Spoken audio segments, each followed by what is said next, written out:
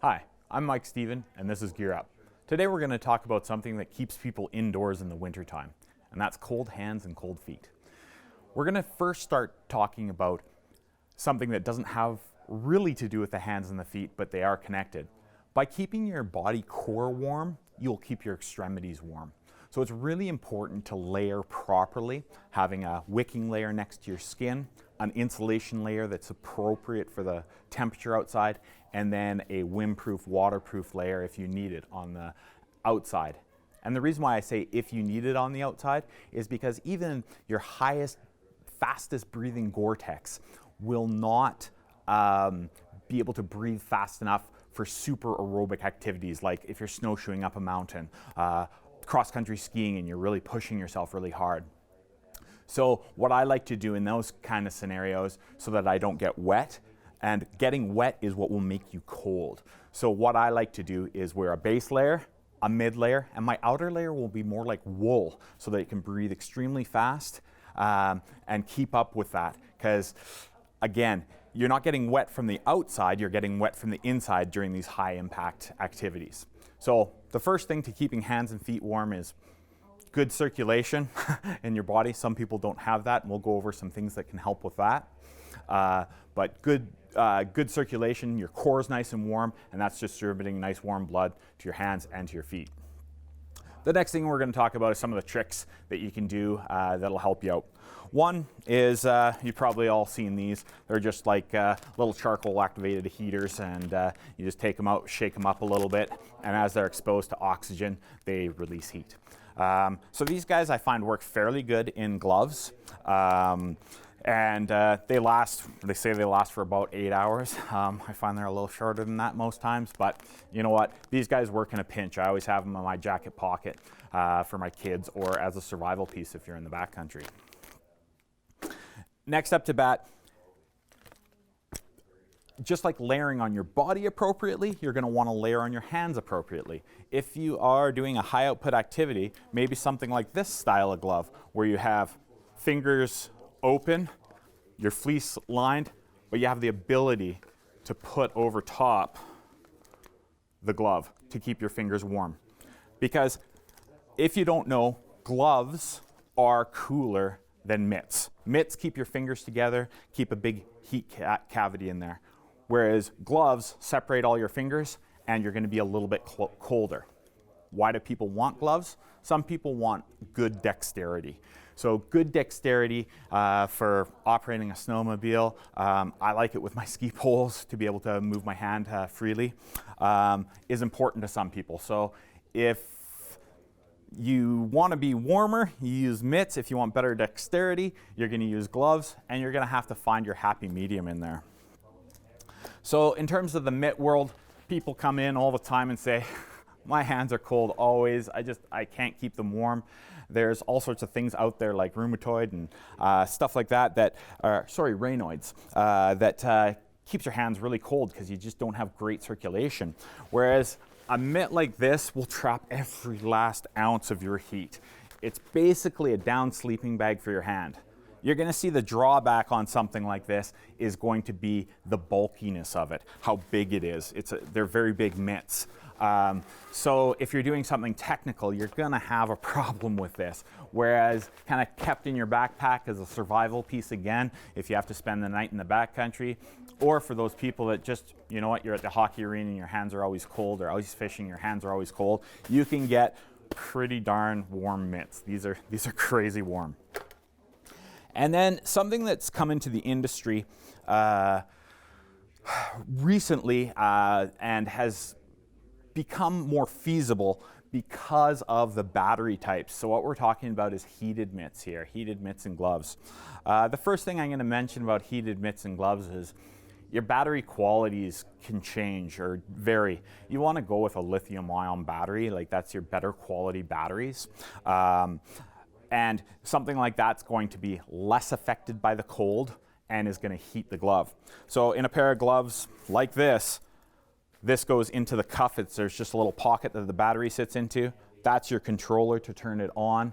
You have 3 different modes of operation. When you hit it the first time, that's your low setting, medium setting, high setting. And they're actually color coded, which is kind of cool so that you know what setting you're in. The big thing about heated mitts is it's not depending on your core. So if you do have something like Raynoids, the ability for the glove to warm your hand is actually, these are capable of doing that, to warm you up. So a lot of people will find that they won't need them turned on all day. There'll be just certain times of the day that they'll need them turned on. But heated gloves and mitts have definitely taken off, and they are working incredibly well. The batteries are lasting well at the lower settings. You're getting like 7-8 hours out of them. So that's long enough for most people's day to keep them warm. Professionals out in the field are using them. If they have to be out there, their hands have to be warm. Something like this could do the trick for them. So heated gloves and mitts. So hopefully I've given you a few ideas on the gloves and mitts side to keep your hands warm. The other thing that people complain about is cold feet. So we're just going to transfer some feet stuff now as I'm dropping batteries. Okay, here we go.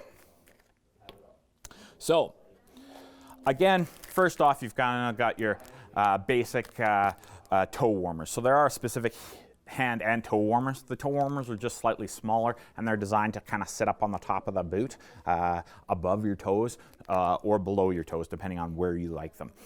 The one thing I find personally about these guys is in the feet, there isn't very much oxygen down in your boot. So they warm for a little bit, and then once they've chewed through the oxygen down in your boot, they're not going to continue to put off heat. So you either have to let some oxygen in there or wear a bulky enough boot that you can have oxygen for these guys to work.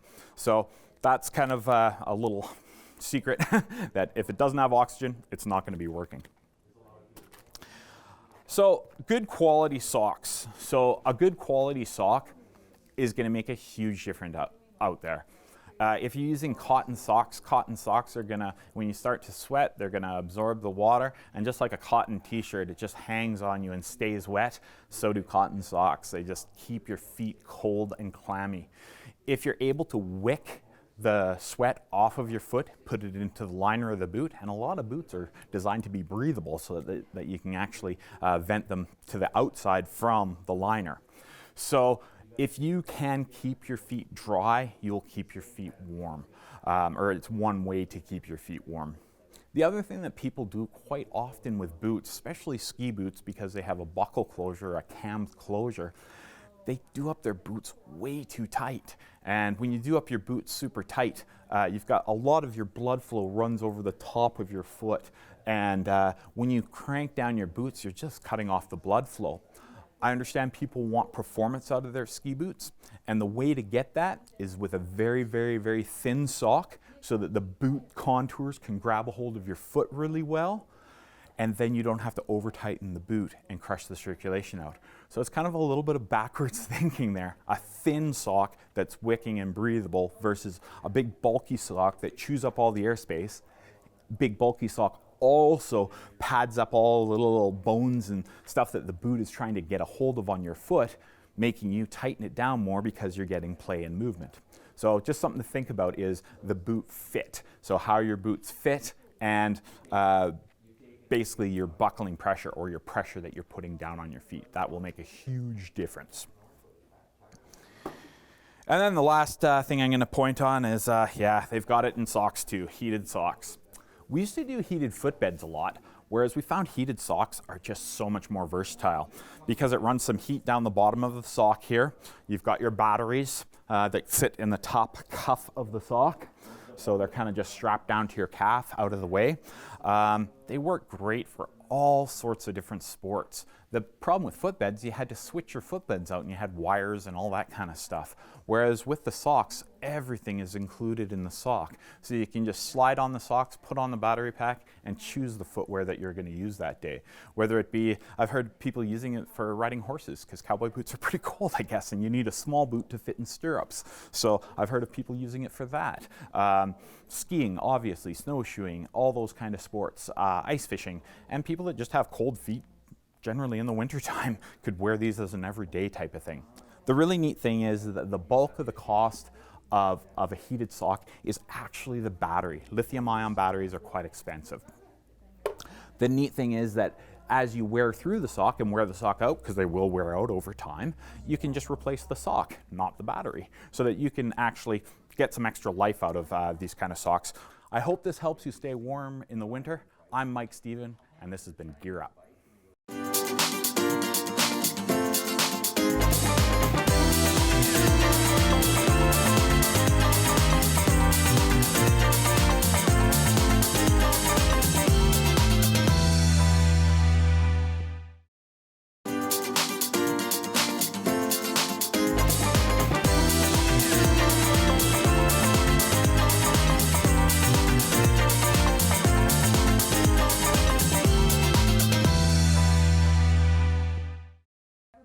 Hi, I'm Mike Stephen, and this is Gear Up.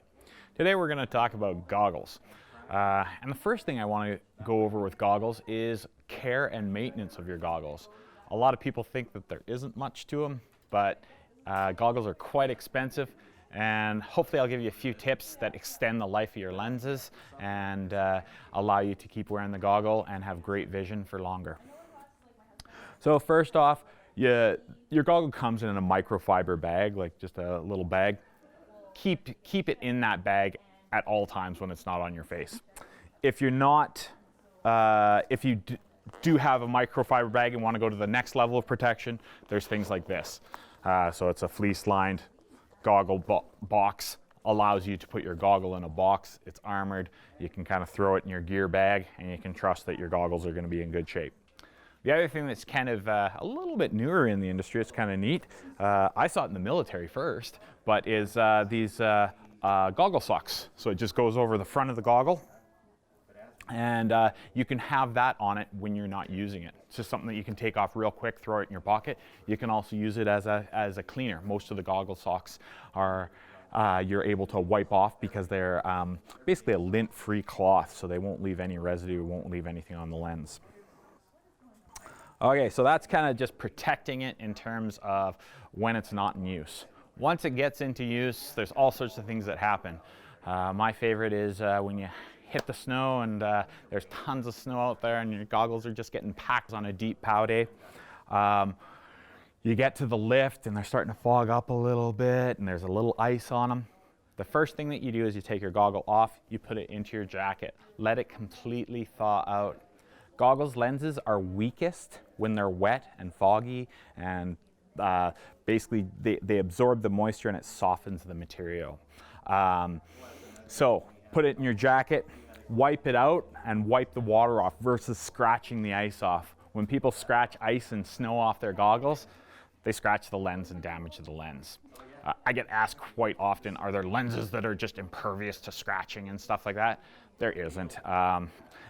They could use glass lenses, but the problem with glass lenses is, being sports, you don't want those smashing into your face, because that wouldn't be safe. So the other thing that you can do is that with it, there's things like these, like squeegees, and it's designed as a squeegee to wipe the water off streak-free, very similar to like what people use for their windows. There's things like snow erasers. Snow erasers have like a sponge that you can take the water off, and then it's got a leather chamois on the back that you can buff out all the little water droplets off the lens and give you great vision.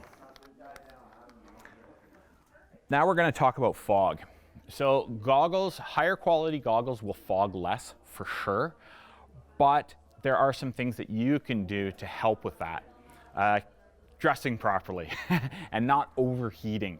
If you're overheating massively and you're sweating like crazy, I don't care how high-end a goggle you buy, unless you're moving, the goggle will fog up. The moment you stop, the goggle will fog up. So trying to keep your layers proper and not overheating will definitely help with not fogging. The other thing that I find that helps with not fogging is don't put the goggle up onto your head if you're wearing a toque, up onto your head, because then the steam off your head is just going to fog the goggle. Or up onto a helmet that has vent holes. If you don't have vent holes, it's okay to put it up. when you put it back on your face, it'll just fog for a second while the lens gets used to the temperature on your face. There are some products out there that can help with that too. So there's anti-fog sprays that you can spray onto the lenses of goggles. Make sure that what's in the anti-fog spray is compatible with using on goggles, because they do have coatings on them and you don't want to damage those coatings. There's also, if you don't want a bottle of liquid, there's things like fog cloths. So it's a cloth that you wipe down the lens with and it'll help it not fog. A little note is that most of your better quality goggles will have two lenses. One lens for the cold coming off the mountain, and one lens for the warm coming off your face. So it gives a buffer zone.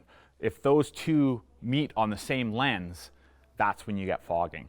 So the goggles that have slightly thicker lenses and bigger air spaces in between will help not fog quite as much. There are certain conditions that, man, they're just gonna fog. It's like that -1, it's a deep powder, you're working hard. You know what, you're a little overdressed, you're going to fog at that point. So that's what you use the other things that I mentioned here to wipe out your goggles. Make sure it's in liquid form when you clean off your goggle. Next, we're gonna go over goggles a little bit. One of the most important things with goggles is fit. You're gonna see, like, I've got two goggles here and one's smaller and one's bigger. Smaller faces and bigger faces, whether you be a junior or an adult. Smaller faces and bigger faces, the goggle will fit better if you fit it and spend some time, just like trying on shoes, trying on different goggles. Make sure it works with your helmet, make sure it works with your face. You don't want any air gaps in around your nose so that when you're going fast, air will be whistling in there. Another thing that you're going to, that a lot of people look for in a goggle is if it doesn't have a really big space between the lenses, is good ventilation. That's what these little ports are here for, and this port on the top of the lens is here for, so that the air can come into the goggle, swirl, and get exhausted out the tops and the bottoms. So there's venting in all these places usually on a goggle. So bottom, top, some have some venting along the top, some have some venting in the bottom. This is one of the most vented goggles I know of. And what you want to do also is keep snow clear of those venting zones. So again, on your chairlift ride up to the top, sweeping the air off, or sweeping the snow off of those ventilation areas will help you not fog up.